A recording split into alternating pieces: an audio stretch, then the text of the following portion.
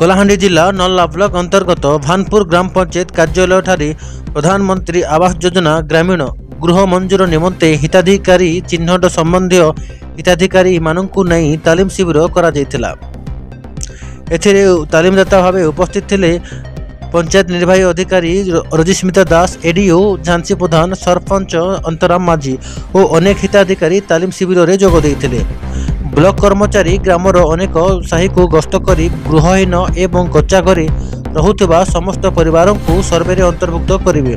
सर्वे समय निजक योग्य मन करुथिबा समस्त परिवार को तालिकाभुक्त कराजिबो।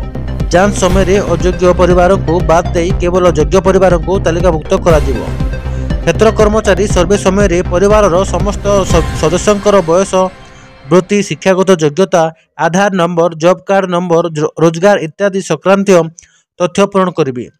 प्रधानमंत्री आवास योजना ग्रामीण मार्गदर्शिका उल्लेख थिबा अयोग्यता कारण बाबद परिवार मुख्यों तथ्य संग्रह कर आप उल्लेख करेंगे।